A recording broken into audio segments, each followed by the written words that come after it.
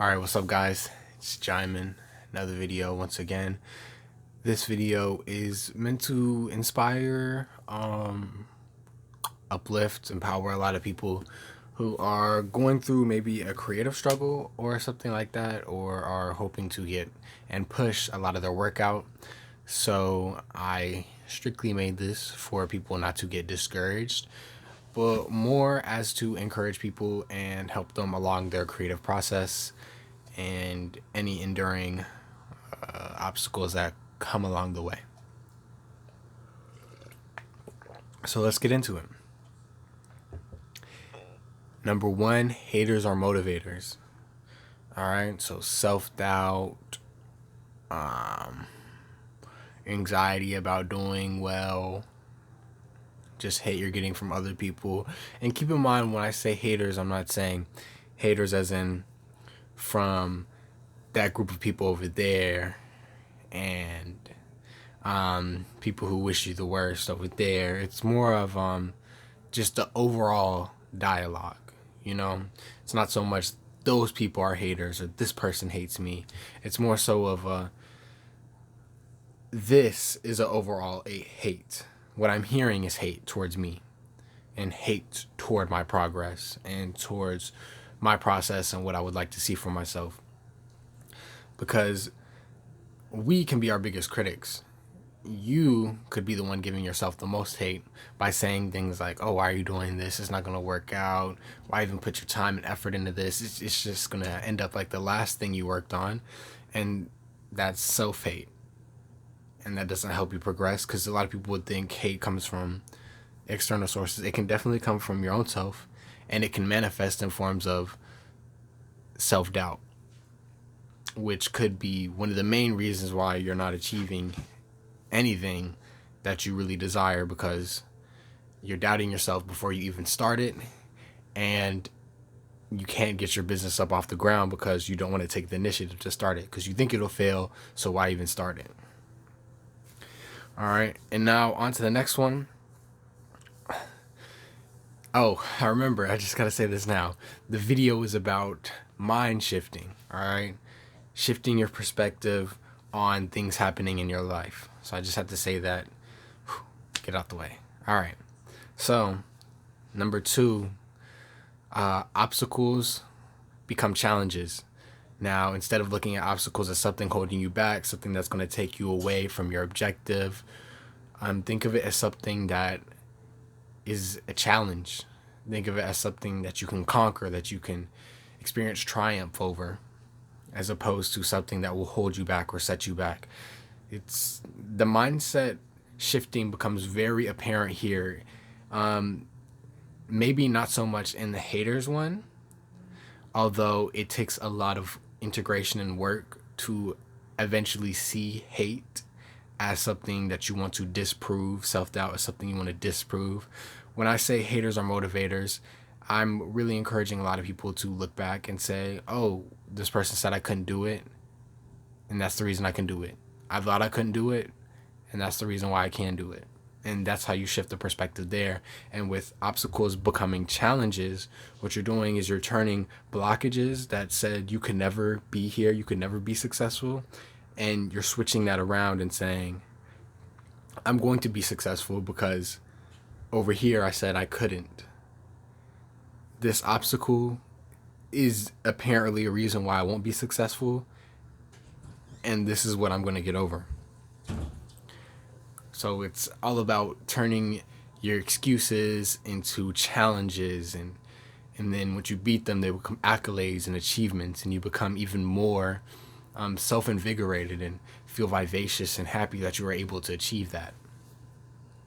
So yeah, one, hate helps you motivate. Two, obstacles become challenges. Now on to three, be grateful for what is. A lot of people trip up on just everyday life. We just trip up on minuscule things, things that bother us. Somebody didn't say this to us. Somebody said this to us. I didn't like how this person looked at me. I wish it was like this. I wish my business looked like this. I wish I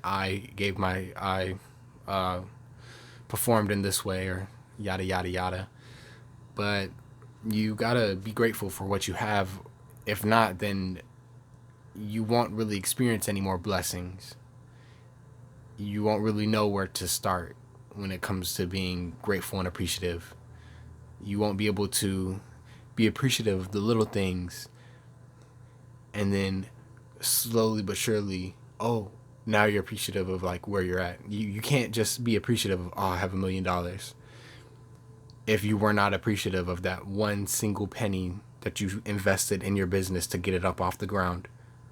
You know, because that single penny, if you're grateful for that single penny, that'll give you the momentum to go upwards. Because once you're grateful for that, you're grateful for $1, you're grateful for $10. No matter what, you are just grateful to have your business and to be making profits and to actually be investing in yourself. And once you're grateful for all that you have around you, let's say you have a business and you're projected to make 100K this year, you don't make 100K. Still practice gratitude in moments like that, because a lot of times we get caught up in these egocentric goals that I needed to make these projected sales, I needed to do this and have this happen, or else I'm not successful. But the thing is, life don't work that way. So what you need to do is always be grateful that you even made good sales, because you might have made better sales than last year. You didn't make the projected, but you made better sales last year, and you're only going up. So why stunt your growth and kind of resent the fact that you didn't make projected sales? And why not instead be grateful that you did better than last year? And a matter of fact, your business is still up for a float and good to go. So yeah, you just want to be grateful, because if you're not grateful, more likely than not, you're going to be hateful. All right. And this leads me on to number 4, which ties directly into be grateful. Congratulate yourself. Give yourself a nice pat on the back for doing what you've always wanted to do, even putting the foot forward.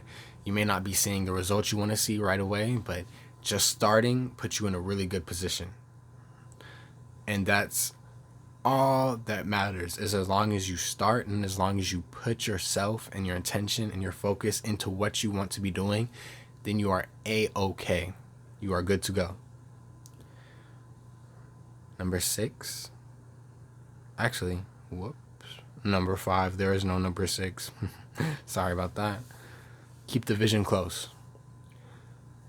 Now, within all of these, you're going to experience flack. You're going to experience some kind of, oh, it should be like this, or it didn't come out like this way, but I want it to be like that, or oh, it's not going to be the way I wanted it, but da-da-da. Keep the vision close, all right? Because a lot of the stuff that's going to happen is going to bring you down. It's going to be like, oh, you didn't do this, you didn't do this, you didn't do this the right way, you could have did better, much better, as a matter of fact. But as long as you keep the vision close and to what you want to see, then you will be good. Have no worries. A big problem is once you lose sight of your vision and you're just going with the flow of what you think should be happening, everything becomes a little chaotic. You don't know exactly what you wanted. You're now enticed by other things. Like you could be enticed by other goals that are not of your own, and then you could just lose track. So always keep the vision close. And then on top of that, what you get may not even be what you saw, but that essence of what you receive at the end of all your hard work and diligence, it may not even look like the vision you had, but know that it still comes from the same source. Do you get me? Because sometimes we'll be like, I want to know my purpose. I want to have $1 million business. I want to be the best I can be. But we trip up when it comes down to it, because we didn't think the best we could be would look like that. We didn't think the best we could be would have friends like this. We didn't think having $1 million business would require such a strong work ethic. So I noticed that all of these things come with sacrifice, change, and you have to be willing to grow. And with all that being said, I encourage all of you to look at things from a different perspective, change how you see symbols, patterns, figures in your life. And I encourage you to think more positively.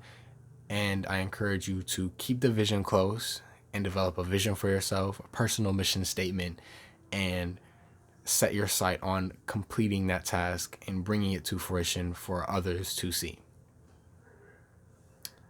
It has been a video with CHOZEN, and this is the end. Peace out, my friend.